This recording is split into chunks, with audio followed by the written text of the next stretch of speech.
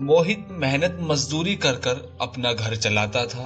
उसके घर में उसकी एक पत्नी और उसका एक बेटा राजू रहा करता था। वो जैसे तैसे कर कर अपना घर चलाया करता था। पापा पापा, मुझे एक साइकिल ला के दो ना। अरे बेटा, साइकिल तो पहले से ही हमारे पास है। अरे पापा, वो साइकिल बहुत पुरानी है और मुझसे बड़ी भी है। मुझे छोटी साइकिल ला के दो ना। अरे बेटा, मैं तुम्हें साइकिल तो ला के दे देता, मगर अभी मेरे पास पैसे नहीं हैं। इतने में एक आदमी आता है। अरे भाई साहब, बच्चों की ख्वाहिशें तो बाद में पूरी करना, पहले मेरा किराया तो दे दो, वरना कल सुबह तक घर खाली करना, समझे? नहीं नहीं सेठ जी, ऐसा मत करिए। अगर आप हमें घर से निकाल दोगे तो हम कहाँ जाएंगे? हमारे पास तो रहने का कोई और ठिकाना भी नहीं है। मैं आपको जल्द से जल्द आपके पैसे लौटा दूंगा।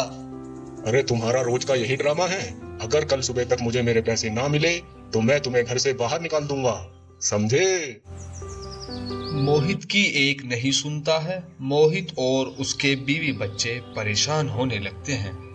पापा पापा, अगर सेठ जी हमें निकाल देंगे तो हम कहाँ जाएंगे?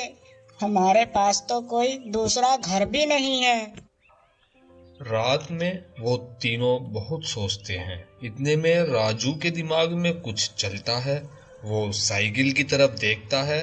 वो अपने पापा से कहता है, पापा, हमारे पास कुछ गत्ता है?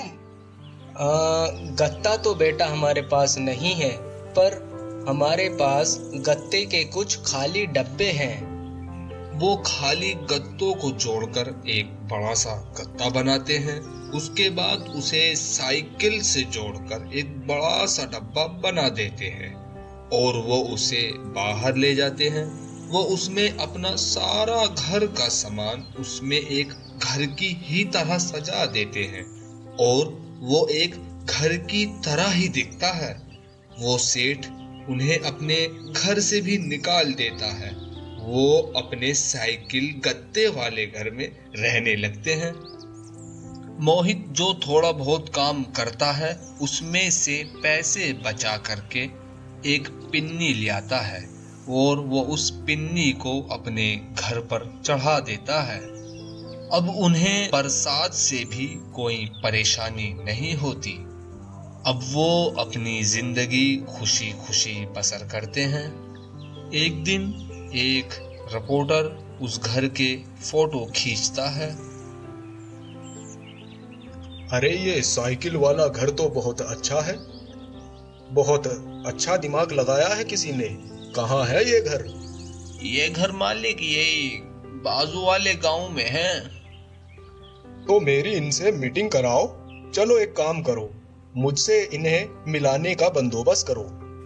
वो शहर का विधायक होता है। वो मोहित से मिलने के लिए साइकिल वाले घर में आता है।